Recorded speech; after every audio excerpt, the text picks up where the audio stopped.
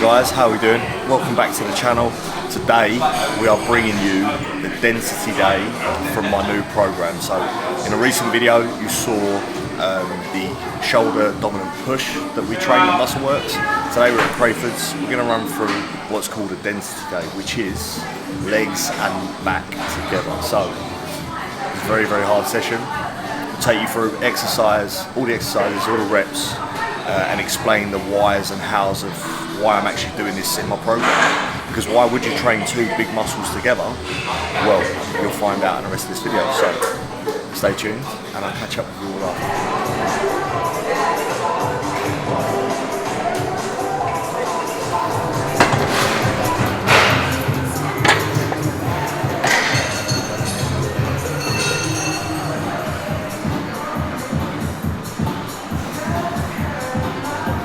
So first exercise, kneeling hamstring curl, single-legged. Just primes us up, ready for the remaining deadlifts after. Gets a nice, good contraction, bringing your heel all the way up to your bum as best as possible to fully shorten that hamstring. Only 2 sets, top set and the back off. You don't want to do tons of volume on this, 4 or 5 sets, because you'll be smoked by the time you get to your heavy RDL work. And that's obviously where the most meat is going to be getting put on. So 2 sets in here, a couple of warm-up sets as well, and then we're moving to the big boys after.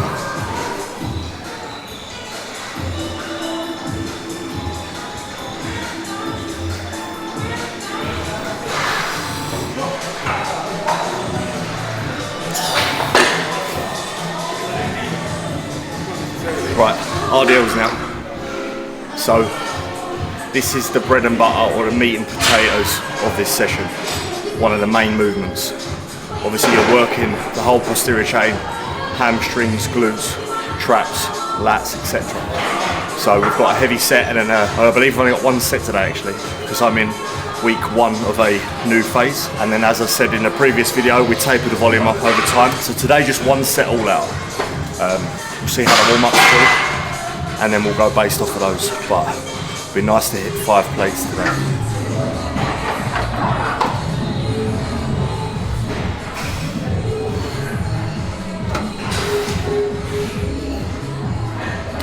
RDLs is a movement that you see most butchered in the community. So a couple of takeaway points. Your lats want to stay as tight as possible, especially on the eccentric of the movement. As the bar comes lower, it's harder to keep that scapula retracted. It's just a case of having the upper back strength to be able to do so.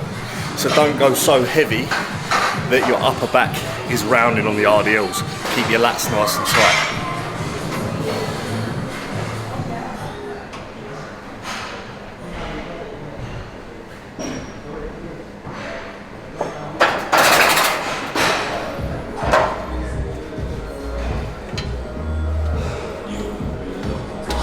I also want to say about where the bar should go down to on RDLs. So obviously this isn't a stiff legging deadlift. A stiff legging will be pulling from the floor.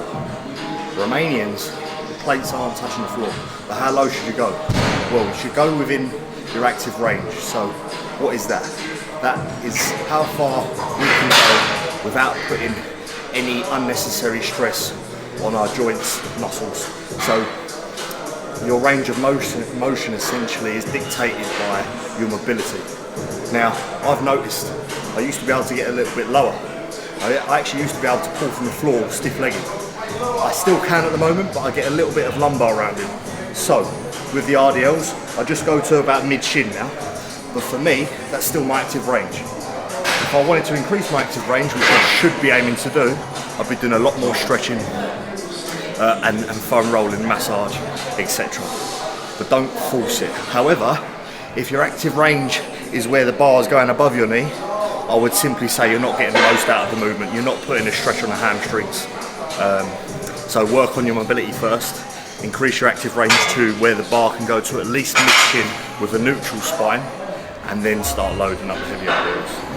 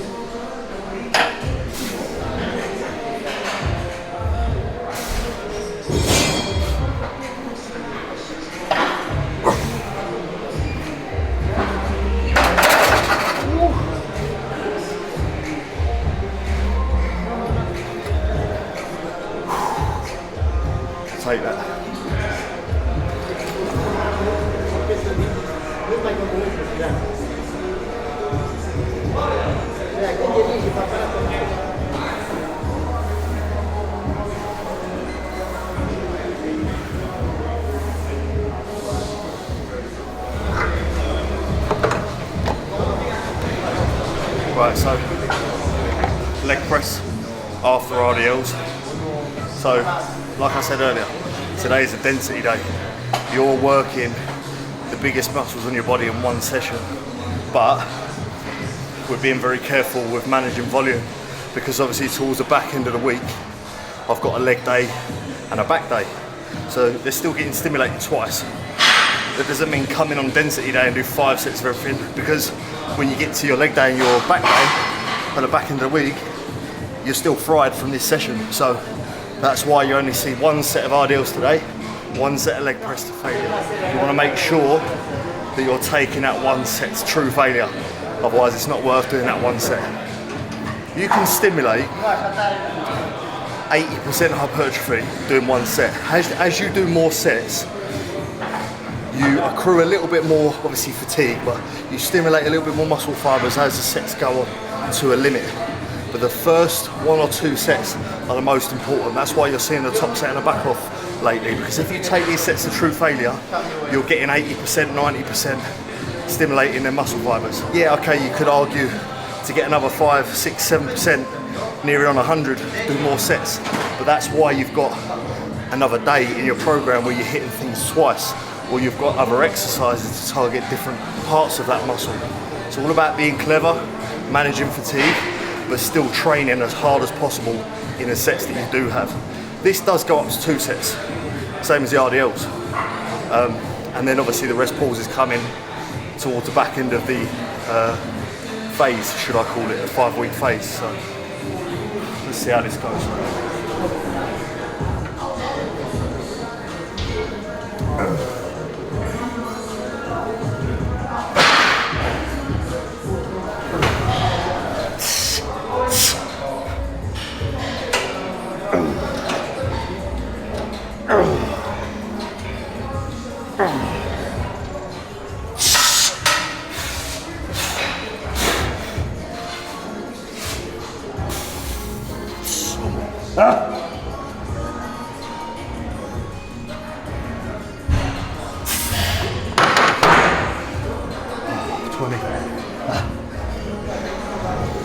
That's supposed to be 8 to 12, but again, couldn't be asked to load it up, so 20 of those 1 set.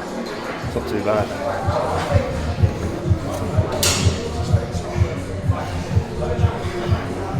So we've got a hammer strength row, targeting the lats, bringing that elbow in nice and tight by your torso. Good half a second squeeze to really feel that contraction, ensuring you get a full stretch at the bottom. We've got a little bit of an underhand position here. So it's first time trying this machine, see how it goes.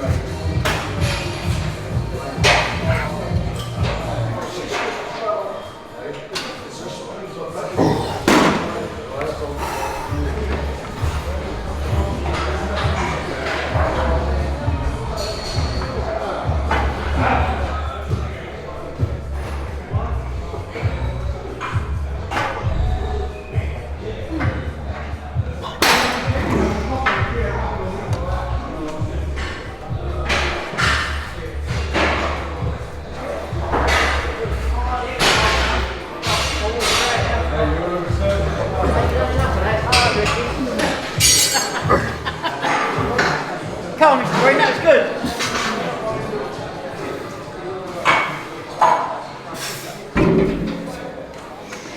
Still trying to get a control of the eccentric and all of these movements. 2 seconds on the stretch on the way up that machine there, the Nautilus, all down feels lovely. Very good stretch in the lats. One thing I will say is, you might have seen in another video, check out my Rips Gym episode.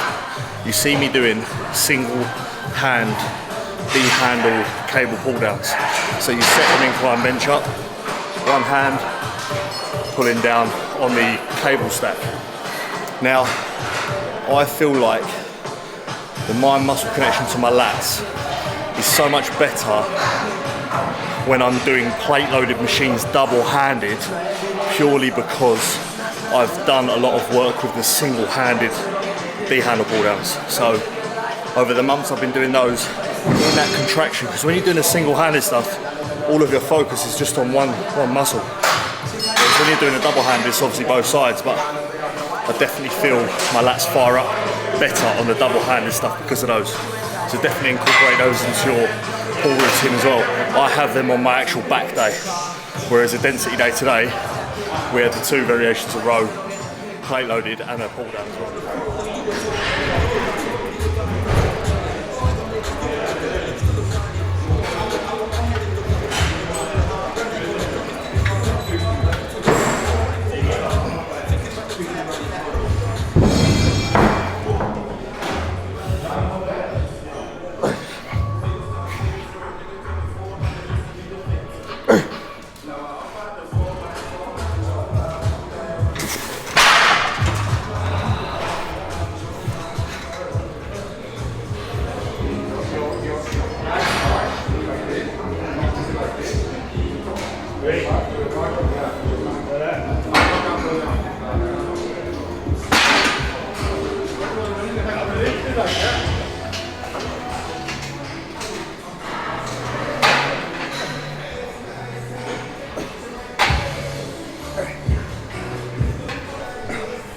What's happening, guys? Hope you enjoyed that. That's the density day wrapped up, so that's how I would structure legs and back put together. You have to be very careful with managing your volume of each exercise, especially because we are tapering up each week in that 4-week phase that we had previously in the last episode. So if you have any questions, get them in the comment box down below and I'll make sure I get back to you. Make sure you enjoy the rest of your day and I'll see you in the next episode.